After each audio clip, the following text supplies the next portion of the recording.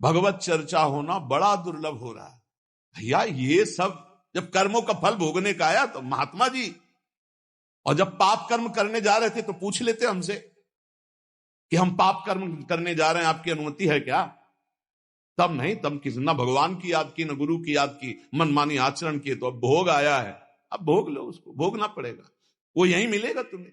पति पत्नी परिवार संसार मित्र, इन्हीं में सब कलह अशांति मारपीट नाना प्रकार का। अरे पूछो मत, भगवान के चरणों का जब तक आश्रय नहीं लोगे तो यहां का ये प्रेम विवाह, यहां का प्रेम तुम्हें शांति प्रदान नहीं कर सकता। भगवत भाव रखोगे, हर परिस्थिति को शांति पूर्वक निर्वाह। ये जीवन काटना भी एक कला है। मनुष्य जीवन कोई पशु जीवन नहीं है। अगर अध्यात्म नहीं तो आप इसको जी नहीं सकते, आप इस जीवन को नहीं जी सकते। अशांत रहोगे, क्लेशित रहोगे, परेशान रहोगे। जीवन की कला है द्वंद्वों में समता, संपूर्ण जगत में रहते हुए ममता रहित हो जाना, संपूर्ण क्रियाएं करते हुए अहंकार रहित हो जाना। अभी जीवन मुक्तता का आनंद आ जाए तो मच्चित्ता मदगत प्राणा बोधयंता परस्परम कथयंत च माम नित्यम तुष्यंत च रमंत च। हमारा उद्देश्य भगवत प्राप्ति का है। जो भगवत संबंध से भगवत प्राप्ति करना चाहता है उसके लिए दरबार खुला है, फ्री है। कोई फीस नहीं है, कोई शर्त नहीं है। तुम कौन हो, कहां के हो, कोई मतलब नहीं। आपका केवल संबंध भगवान के संबंध से वार्ता होगी तो यहां हो सकती है। इसलिए सावधानी होकर हमारे समय को निरर्थक ना किया जाए। बहुत कीमती समय, जब प्रश्न होता है तो फिर उस पर चर्चा करनी ही होती है। हमें सिर्फ भगवान का आदेश है, कथयंतश्च माम नित्यम तुष्यन्ति च रमन्ति च। उसी में संतोष करना, उसी में रमण करना है। हमारा भरण पोषण श्री प्रिया जी से होता है, किसी व्यक्ति से नहीं होता है। हमारे यहां श्री श्यामा श्याम विराजमान है, उनका पूरा जगत है। तुम्हारी बुद्धि में मेड़ है, भेदभाव है, उनके लिए भेदभाव नहीं। सब मम प्रिय, सब मम उपजाए, तो हम अपने स्वामी के अनुसार चलेंगे। सब मेरे प्राणनाथ श्यामा श्याम के जन है। कोई भी हो, इतना ना छोटा ना इतना बड़ा, ना इतना प्रिय ना इतना अप्रिय, सब बराबर है। एक तरफ चाहे गुणात्मा, गुण से युक्त महात्मा, और एक चाहे दुरात्मा, दुर्गुणों से युक्त, दोनों को ऐसे दुलार करके श्री जी की तरफ बढ़ाने वाला मार्ग ये मार्ग यहां का है। कथयंत च माम नित्यम तुष्यंत च रमंत च तेषाम सतत युक्ता नाम भजताम प्रीति पूर्वकम। जो सतत प्रेम पूर्वक मेरा भजन करता है, भगवान करे ददामि बुद्धि योगम तम, उसकी बुद्धि का योग मैं करा देता हूं। ये खास बात हुई। लगाने की चेष्टा हमने की मन बुद्धि को, और भगवान आकर मन बुद्धि में विराजमान हो गए। तेषामेवानुकंपार्थ महमज्ञानजम तमहा नास्यात्म्यात्म भावस्थो ज्ञान दीपेन भास्वता। भगवान कृपा करके उसके हृदय में ज्ञान प्रकाशित कर दिया।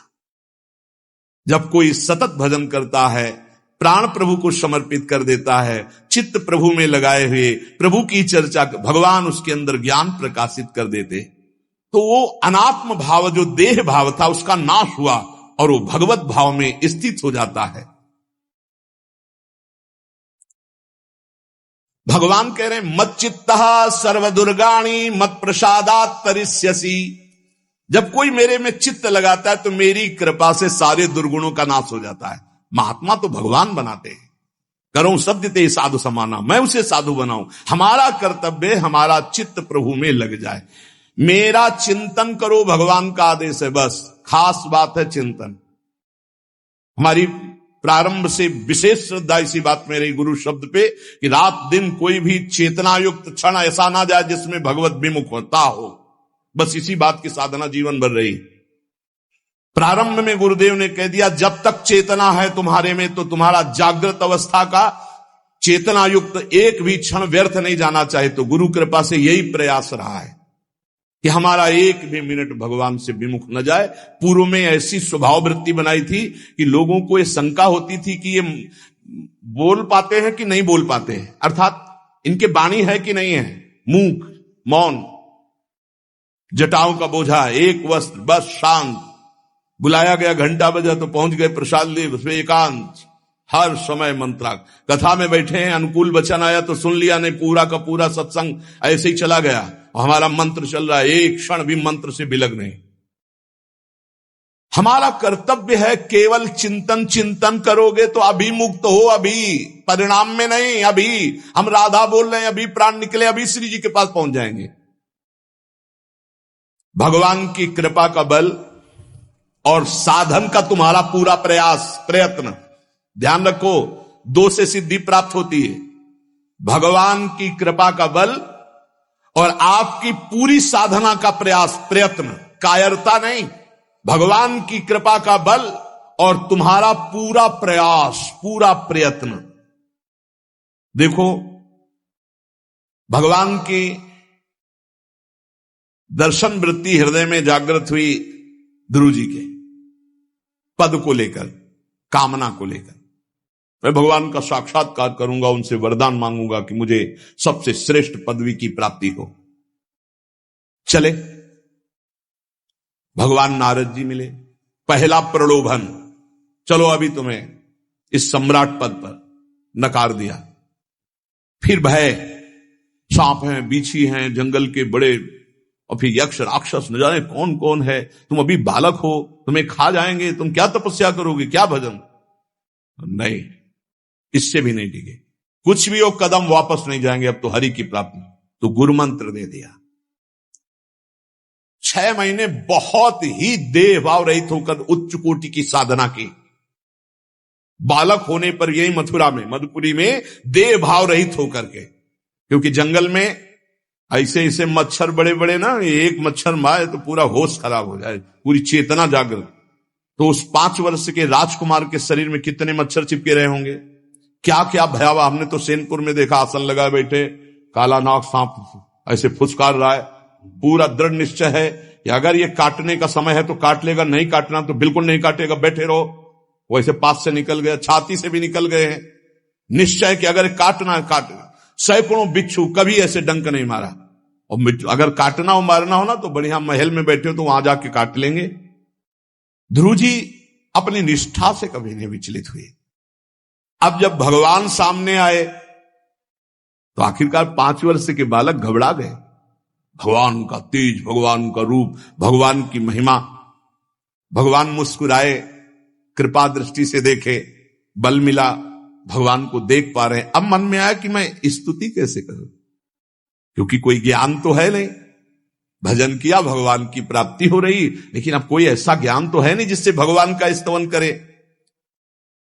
भगवान की तरफ देख करके कुछ कहना चाहते हैं, पर क्या भगवान को कहें ये ज्ञान नहीं।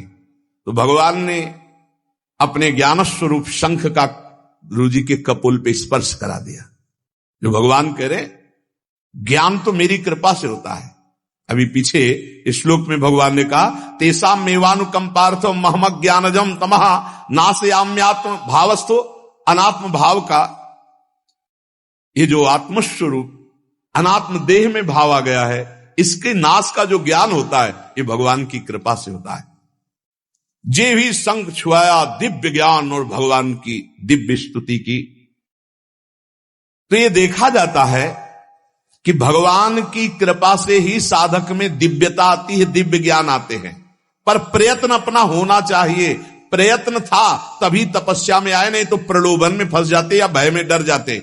ना प्रलोभन में फंसे चक्रवर्ती सम्राट पद देने पर, और ना भय में फंसे कि सांप बीछी और सिंह खा जाएगा, इससे भयभीत नहीं हुए। और प्रयत्न इतनी जोर का कि आप भागवत में पढ़ लीजिए, देह भाव रहित होकर कितना कठोर तप, 6 महीने में भगवत साक्षात्कार।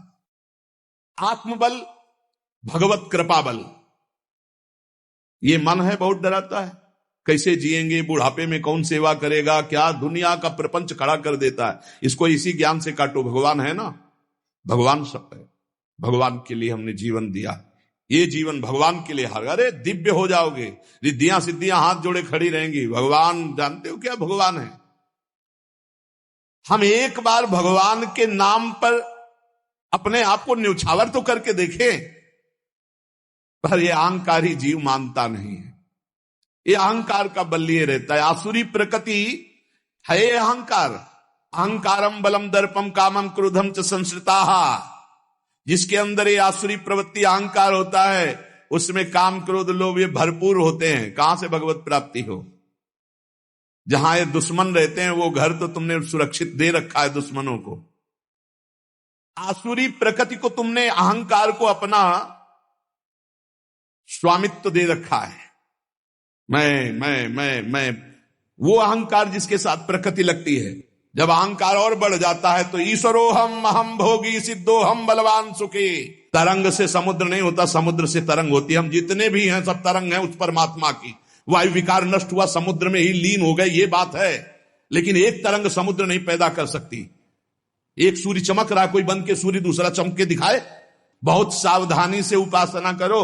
ये अहंकार, भगवान कह रहे हैं, भगवान ये जो अहंकारम बलम दर्पम कामम क्रोधम च संस्कृता, इस अहंकार को नहीं मिटाया तो ये अनुभव कराने लगता है और चार बोलने लगते हैं कि आप तो भगवान हैं। तो धर्म सम्राट करपात्री जी, इतने सिद्ध महापुरुष, और विश्वेश्वर विश्वनाथ जी की स्थापना करके रात दिन आराधना, काशी में बड़े बड़े सिद्ध महापुरुष भगवान शिव की आराधना करते, बड़े बड़े सिद्ध महापुरुष भगवती अम्बा की आराधना करते। ये कौन सा ज्ञान प्रकट हो जाता है जो भगवत स्वरूपों का अपमान होने लगता है? मुझे यही समझ में नहीं आता। गुरु रूप से हमें शास्त्र के आचरण देने आए, मनमानी भ्रष्टाचार सिखाने नहीं आए। आज तक कभी कहीं भी भगवत स्वरूपों का अपमान महापुरुषों द्वारा नहीं हुआ। महापुरुष और भगवान में अंतर नहीं, पक्का मुझे विश्वास। हम तो चराचर जगत को भगवत स्वरूप मानते हैं, लेकिन आचरण कराने के लिए आचार्य गुरुदेव जैसे चले हैं वैसे ही चलना होता है। सदैव संतों ने अपने को अधम और तुच्छ और नीच कहा है।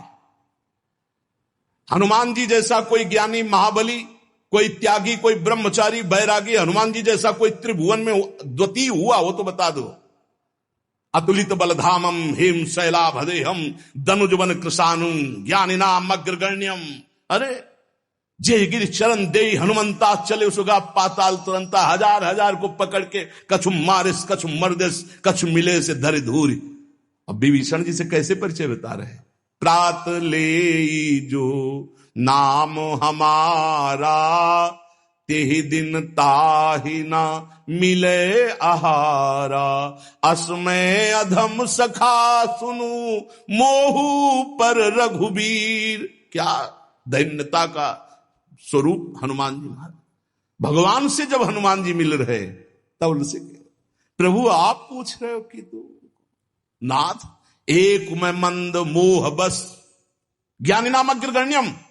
एक में मंद मोह बस कुटिल हृदय अज्ञान पुनि प्रभु मोहि विसारेऊ दीन बंधु भगवान।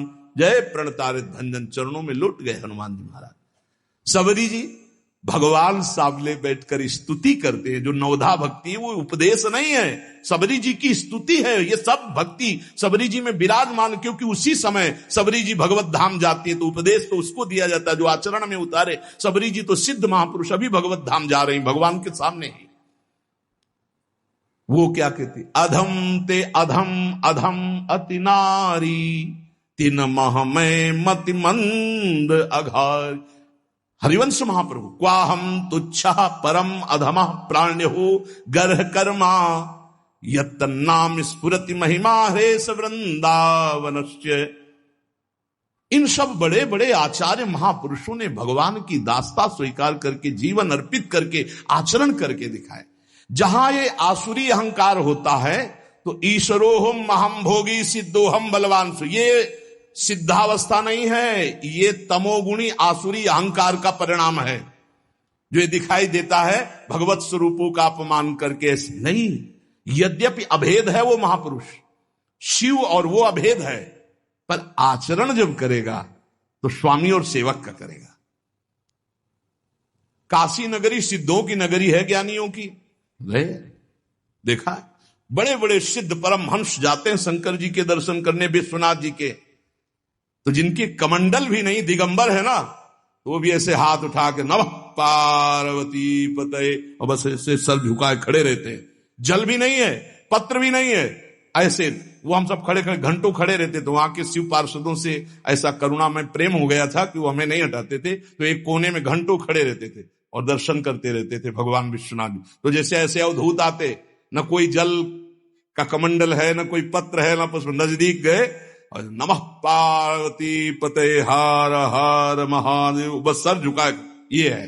और स्वयं शिव स्वरूप है, इतना अंतर नहीं ब्रह्मबोध में।